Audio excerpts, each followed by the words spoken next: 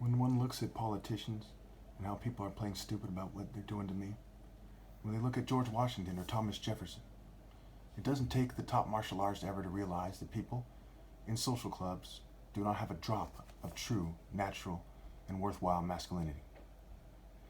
In this video, I'll prove definitively that America is a racist nation.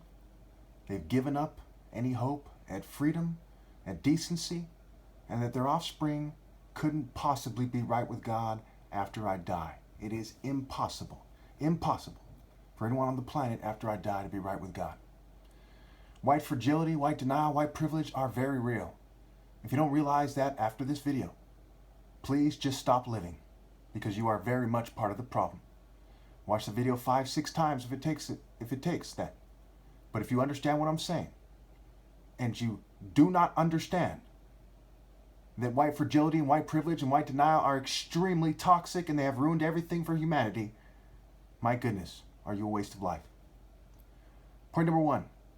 The second Klan, which was under William Joseph Simmons, who was a member of 2 churches, a soldier, and a teacher in the Methodist Episcopal Church, and he was also a member of 12 fraternal organizations. So again, they're fuming me and so on and so forth because people, apparently they're mad because I'm brave and I'm a man and there's some kind of wig-wearing, the descendants of wig-wearing sissies or something. But you get what I'm saying. William Joseph Simmons, member of 2 churches, a soldier, a teacher in the Methodist Episcopal Church, and 12 fraternal organizations. Sometimes it's best you don't support your troops. The second Klan existed from 1915 to 1944, and Simmons died in 1945, around the time World War II ended. The second Klan had 3 to 6 million members. Yes, you heard correctly, 3 to 6 million members. Many of them must have joined other fraternities, just like William Joseph Simmons, who was in 12 fraternities and wasn't kicked out of them. Okay? As the third Klan, 1950 to present, is said to only have 5,000 to 8,000 members. So where did the families of the Klan go? They went into Freemasonry.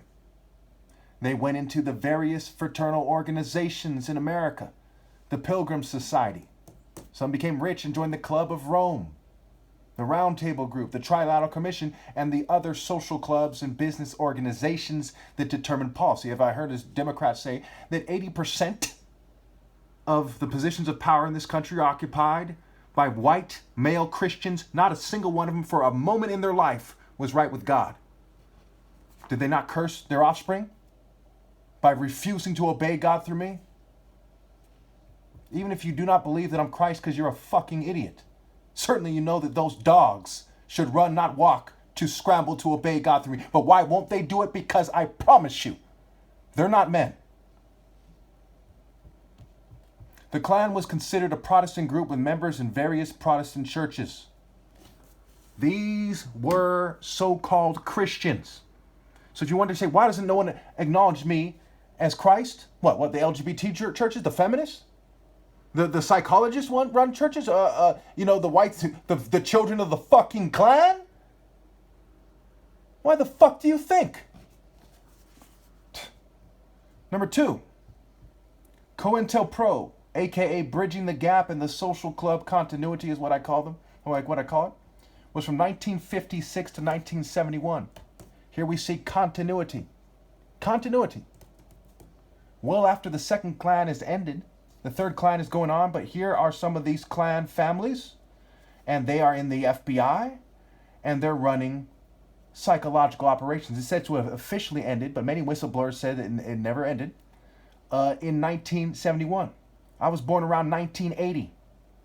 The son of 2 doctors, one a black brain surgeon, the other a white general surgeon, who met during in Detroit, the Detroit area, when there was race riots in Detroit, massive race riots.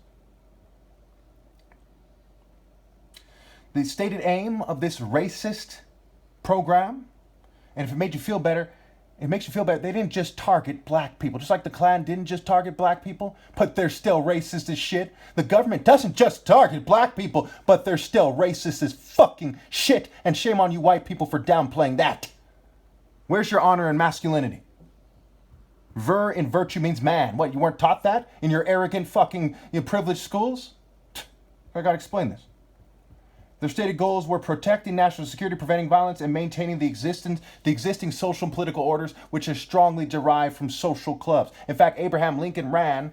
He said he's not going to run as a Freemason, be a Freemason or something like this, because he didn't want people to assume that he won because he was in a social club. That's how much power social clubs have had historically in this country.